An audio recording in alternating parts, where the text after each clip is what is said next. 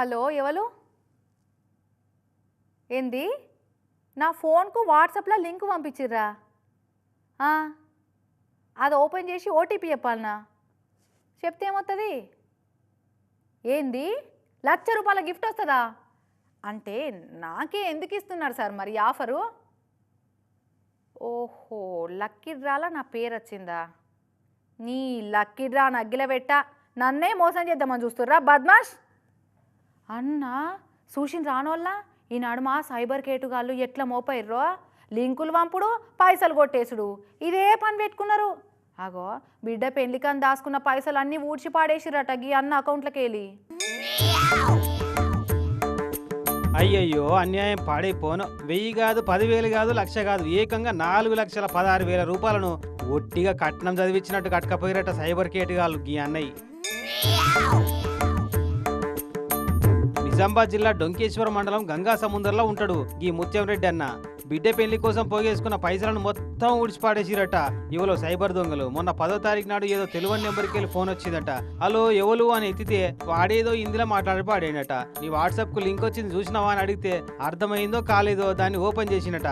ఇక తెల్లారి లింకుతో పాటు ఓటీపీ కూడా వచ్చిందట. మళ్ళా కథం అకౌంట్కి వెళ్ళి 1,50,000 66,800 చొప్పున మొత్తం కట్ అయినట్టు మెసేజ్లు వచ్చినాయట.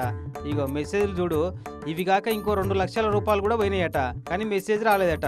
ఇక బ్యాంకు పోయి అడుగుదామంటే సెకండ్ సాటర్డే సండేలు సెలవులు వచ్చినాయి. మళ్ళీ సోమవారం నాడు పోయి అకౌంట్ స్టేట్మెంట్ తీసుకొని పోలీసు వాళ్ళకి కంప్లైంట్ ఇచ్చి అకౌంట్ ఫ్రీజ్ చేపిస్తే ఏముంది అప్పటికే ఉన్నాయని ఉడప్ప చేసిరట వాళ్ళ దినాలు గాను. మెసేజ్లకి నుంచి ఒకటి ₹1,00,000 కట్ అయినట్లు వచ్చింది, ఒకటి ₹50,000 కట్ అయినట్లు వచ్చింది, ఒకటి ₹66,800 కట్ అయినట్లు వచ్చింది, ఇంకొకటి ₹2,00,000 కట్ అయినట్లు మెసేజ్ రాలేదు. అది కూడా ట్రూ కాలర్లోనే వచ్చింది మెసేజ్ కూడా. మరి దొంగలు ఎక్కడో అని ఎంక్వైరీ చేస్తే జార్ఖండ్ రాష్ట్రంలో ఏటీఎంలకి వెళ్ళి డ్రా చేసిరని తేలింది. ఈ ఎట్లా రికవరీ చేస్తారో ఏమో తెలుస్తలేదు పాపం. వచ్చే నెల బిడ్డ పెళ్లి పెట్టుకున్నట. అప్పు చేసిన పైసలు పోగొడుతోని వీళ్ళ గోస మామూలుగా లేదు. నా కూతురు లగ్గం కోసం నేను రూపాయి ఇండనక వానక చలనక ఈనక కష్టపడి ఊహించుకున్న పైసలు సార్. ఎవరైనా సరే సార్ దండం పెడతా అందరికీ.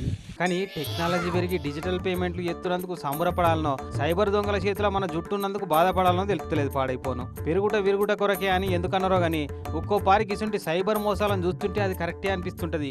మనకు తెలియకుండా మన అకౌంట్లకి వెళ్ళి పైసలు మాయం చేస్తురంటే ఏందన్నట్టు. అవమ్మ తెలియక ఆ సైబర్ మోసగాలకు ఓటీపీ నెంబర్లు చెప్పినాం పైసలు ఊడప్ప చేసిరంటే ఏమో అనుకోవచ్చు. కానీ బ్యాంకుల లోగోలు పెట్టి లింకులు పంపి లక్షలు ఊడ్చిపారేయబట్టే చూసిరు కదా. లింకులు ఓటీపీలతో పైలం మరి. కానీ బ్యాంకులో పెట్టుకున్నా కష్టమే ఉంది, ఇంట్లో బీరువాలో పెట్టుకున్నా కష్టమే ఉంది. మన పైసలు మనం కాపాడుకుంటే కష్టమవుతుంది ఇయ్యాల రేపు.